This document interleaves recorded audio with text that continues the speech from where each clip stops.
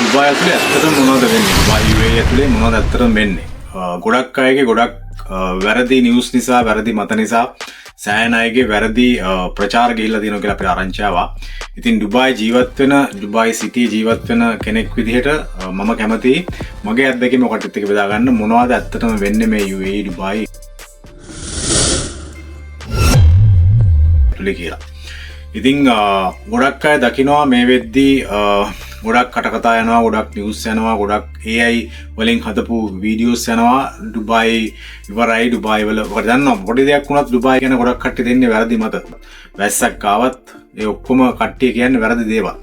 ඉතින් ඒ නිසා මම අද කැමතියි ඔයාට විස්තර කියන්න. මම ඔයාට කියන්නම් මුලින්ම විස්තර කොහොමද උනේ කියලා. 28 වෙනිදා රෑ ඔකට දන්නවා මැච් එක තිබුණා. අපි මෙතන එළියම සේෆ්ටි තැන් වලට යන්න. ඒ කියන්නේ අපේ මේ බිල්ඩින් එකේ මම ඉන්න තැන සේෆ්ටි මෙතන තමයි බේස්මන්ට් කියන්නේ. බේස්මන්ට් 1 2 3 කියලා තියෙනවා. බේස්මන්ට් එකේ කාර් පාක් එකේ බේස්මන්ට් තුනක්. ඉතින් එතන තමයි හොඳම සේෆ්ටි තැන කියලා යන්න. ටට්ටක් ගාලා අවශ්‍ය වෙලාවට අදාළ වෙන පාස්පෝර්ට් එක අවශ්‍ය ඩොකියුමන්ට් ටික අරගෙන රෙඩි වුණා. ඒකල බලන් හිටියේ මොනවද වෙන්නේ කියලා නිවුස් වලට. ඉතින් සෑහෙන පැතිවලින් එක පැතිවලින් ආවා. අබුඩාබි වලින් ඊට පස්සේ සාජා වලින් ඒ වගේ එක පැතිවලින් අපිට නිවුස් ආවා. මෙහෙම දෙයක් වෙනවා. ඉතින් ඒ ගහන මිසයිල යන්නේ දුබායි උඩින්, දුබායි UAE උඩින්. ඉතින් ඔකට දන්නවා දුබායි කියන්නේ සෑහෙන ආරක්ෂාවතින් සෑහෙන ඉහළ තියෙන තැනක්. ඒ නිසා ඒ කට්ටිය හදලා තියෙනවා මෙහි එයාර් ඩිෆෙන්ස් සිස්ටම් එක බොහොම බලගතු විදියට, බරපතල විදියට. ඒ නිසා ඒ යන මිසයිල් ඔක්කොම කරලා තියෙන්නේ නිෂ්ක්‍රීය කරලා තියෙනවා අහසේ. ඒ නිෂ්ක්‍රීය කරද්දි තමයි ඒ නිෂ්ක්‍රීය කරලා පස්සේ ඒ වැටෙන සුන්බුන් වලින් තමයි ඔය පොඩි හානි ටිකක් වෙලා තියෙන්නේ මේ කොහෙද පොජල් ප්‍රාරම්භ කරයි ඒ තැන් වලට. ඉතින් ඒ නිසා ගොඩක් අය මේක ඒ කට්ටියට නිවුස් මවන්න ඕන නිසා බොරු විදියට ප්‍රචාරය යවලා මිනිසුන්ව බය කරලා එම්ෙන් මේ views ගන්න තත්වයක් තමයි උදා වුනේ. සමහර දැන් තත්වේ බොහෝ අතට අපි දන්නවා කියන්නේ කන්ට්‍රෝල් ලා තියෙනවා වගේ දැනෙනවා. ඒත් අද ඇවිල්ලා මම කතා කරන්නේ දෙවෙනිදා මාර්තු දෙවෙනිදා කතා කරන්නේ. අද උදේත් අපිට සද්ද ටිකක් ඇහුණා. මම එළියට ගිහලා බල්කනියෙන් බාද්දියම දැක්කා මිසයිල් 3-4ක් යනවා එයට මෙයට. සද්ද ළඟම ඇහුණා. ඉතින් ඒක වෙන්නේ ඔය මිසයිල් නිෂ්ක්‍රීය කරන නිසා තමයි ඔයගේ සද්ද ඇහෙන්නේ. නැත්තම් කෙලින්ම මම හිතන්නේ ඩිරෙක්ට් මෙහෙට කවුරුත් ප්‍රහාර එල්ල කරා කියලා. ඉතින් ඒ නිසා අපේ හැමෝම දන්නවා UAE ඉන්න අය දුබායි කියන්නේ බොහොම මානව හිමිකම් අතින්. එතකොට ඒ විදිහට ඔකට දන්නවා අපේ ලංකාවේ විපතක් වුණාට පස්සේ UAE ගවර්න්මන්ට් එකෙන් ඇවිල්ලා අපිට සෑහෙන උදව් කරලා අපිට සෑහෙන උදව් කරා. ඒ වගේ බොහොම සංගමයෙන් බොහොම කල්පනාවෙන් මෙහි ඉන්න නායකයෝ ඒ රටවල් නායකයොත් එක්ක කතා කරලා හරි විසඳුමක් දීලා මේ UAE අපේ ඔකට දන්නවා ලංකාවේ ඇතුළුව තව ගොඩාක් රටවල් 80 ගණක් 90 ගණක් වලින් ඇවිල්ලා පිටින් ආපු අය තමයි මෙහි සේවය කරගෙන ඉන්නේ. ඉතින් මෙහි ඉන්නේ 11%යි මෙහි ඉන්න ලෝකල් අය. අනිත් ඔක්කොම පිටරට වලින් ඇවිල්ලා ඉතින් ඒ අයගේ ආරක්ෂාව පිළිබඳව දැඩි වගකීමක් තියෙනවා UAE ගවර්න්මන්ට් ඒකත් ඒක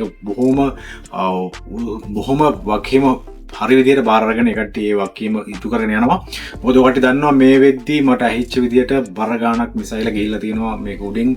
ඉතින් ඒවා නිෂ්ක්‍රීය කරේ නැත්තම් මේ වෙද්දී ජීවිත බර ගාණක් ලොකු විනාශයක් වෙන්න තිබ්බ එක තමයි ඒ සම්පූර්ණ ඒ කට්ටියගේ එයාර් ඩිෆෙන්ස් පද්ධතිය හරියට ක්‍රියාත්මක කරලා ඒ දේවල් නතර කරලා මිනිසුන්ගේ ජීවිත UAE ඇතුළු මේ UAE තියෙන අවට හැම රටකම ආරක්ෂාව යන හිතලා තමයි ඒ වගේ තීරණ අරගෙන ඒ වගේ දෙයක් කරේ. ඒ නිසා මුලින්දලම මම ඔකට කියන් ආවා දුබායි UAE කියන්නේ බොහොම සේෆ්ටි තැනක්. හැම වෙලාවම අපේ සමහර පොඩි තැන්වල සුළු දේවල් වුණාට බහුතරයක් අපේ ආරක්ෂාව පිළිබඳව සෑහෙන ලොකු වගකීමක් බාරගෙන වැඩ කරනවා. ඒ නිසා මේ වෙද්දිත් කිසිම ලොකු කලබලයක් නැහැ. සමහර කම්පැනිස් වල කට්ටිය වැඩට යනවා.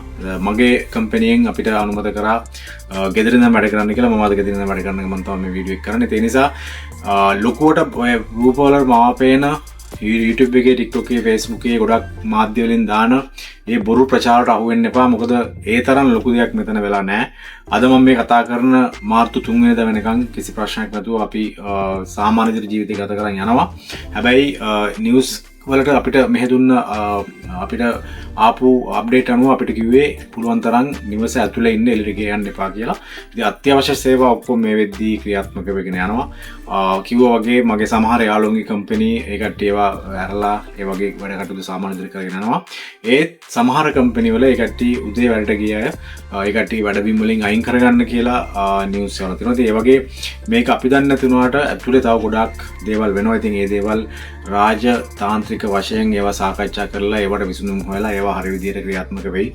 අපි ඇවිල්ලා මේකේ බොහොම සුළු මිනිසු කොට්ටාසයක් විතරයි. ඉතින් ඒ කට්ටිය අපි සුළු කොට්ටාසයක් වුණාට අපි ගැන ලොකු අවධානයක් ඇති කරගෙන හැම වෙලාවම අපිට අවශ්‍ය ඇලර්ට් දීලා අපිට අවශ්‍ය ඉන්ෆර්මේෂන් දීලා අපිව පරිස්සම් කරගෙන තමයි බලන්නේ. මොකද මේ රටේම මොකට කිව්වා වගේ 111යි ඉන්නේ මේ කට්ටිය මිනිස්සු. අපි තමයි ඔක්කොම පිටින් ඇවිල්ලා මේ රට සංවර්ධනය කළා. මේ රටේ හැම ප්‍රොසෙස් එකක්ම ක්‍රියාත්මක වෙන්නේ පිටින් ආපු සෙනග එක්ක. ඒ නිසා ඒ දේවල් හැමදේම ඔකට දන්නවා හැමදේම කන්සිඩර් කරලා තමයි මේ වගේ හරි විදිහට හැමදේම සාර්ථක වෙන විදිහට කටක් කරලා තියෙන්නේ.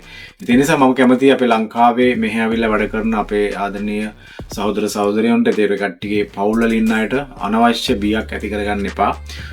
මොකද මේ වෙනකම් මාර්තු 3 වෙනිදා අද වෙනකම් මම මේ වීඩියෝ කරන වෙනකම් කිසි ප්‍රශ්නයක් මේ වෙද්දී ඇති වෙලා නැහැ. එතකොට කටාර්, කුවේට්, ඕමාන්, බහරේන්, සෞදි මේ පැතිවල ඉන්න අයගෙත් අප්ඩේට් අපිට ඇවිල්ලා තියෙනවා. ලොකු විදිහට ලොකු බලපෑමක් ඇති වෙලා නැහැ අපේ ලාංකික අයට. හැම වෙලාවම මම මගේ Facebook එකේ පෝස්ට් දාලා මම අප්ඩේට් ගන්නවා කොහොමද මොනවද වෙන්නේ කියලා. හැම වෙලාවම කැනඩා, ඕස්ට්‍රේලියා, ජර්මනි, ඉතාලි ඉඳලා ඒ කට්ටිය ඉන්න අය අපිට මැසේජ් කරලා සයිකෝද කොහොලා බලනවා, හොඳින් ඉන්නවද කියලා අහලා බලනවා. ඉතින් ඒවට බොහොම ස්තුතියි. මතක් කරලා හැම කෙනාම අපි ගැන අවධානය යොමු කරව හැමෝටම බොහොම ස්තුතියි. ඒ වගේම ඔකට්ටිත් ඉන්න හැමතැනම පරස්සමෙන් ඉන්න.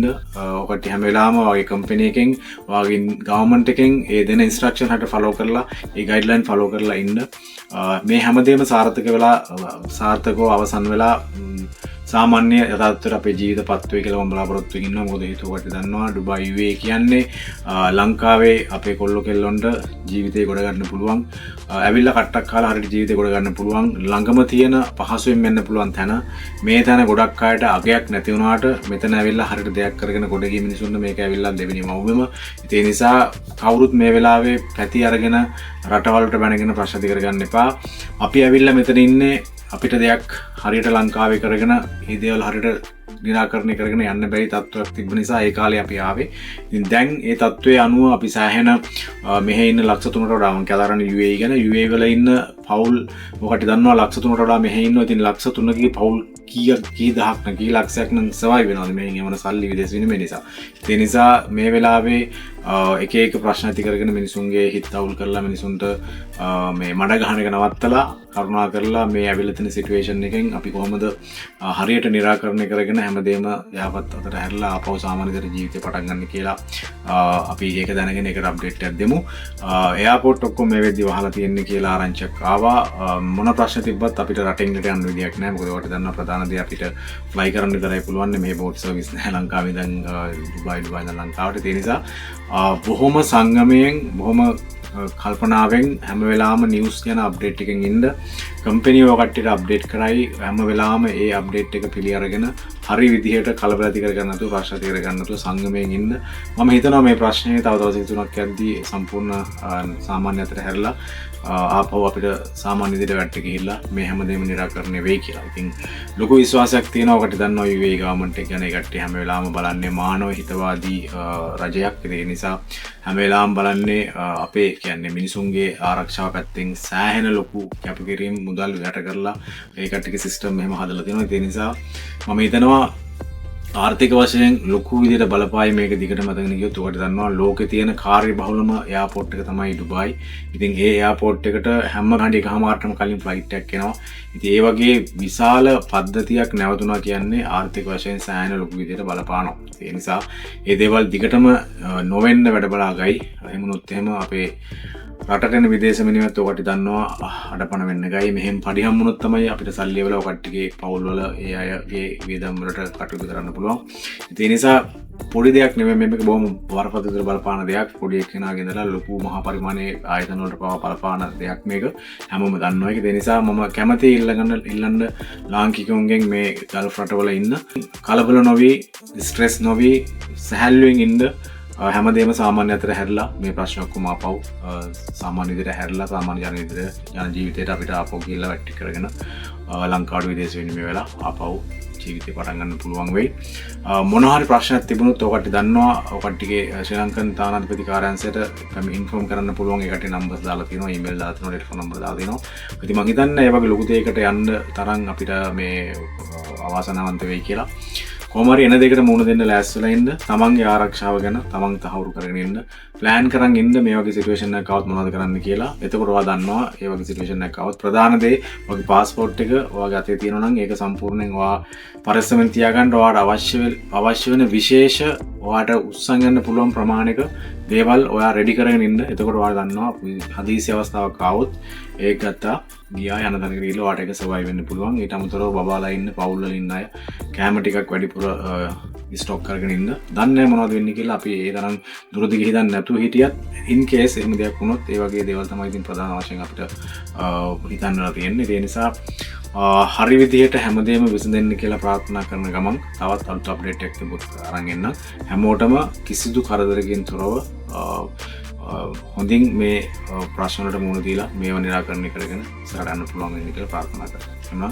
එහෙනම් සන්තෝෂෙන් පරිස්සමෙන් ඉන්න හම්බෙමු අපා. මොනවාට තිබ්බොත් Facebook TikTok එකේ අප්ඩේට් එකක් දෙන්නම්. ඒකම් රැඳිලා ඇස්ලා ඉන්න හැමෝටම කිසි ප්‍රශ්නයක් නොවෙන්න කියලා ප්‍රාර්ථනා කරනවා. එහෙනම්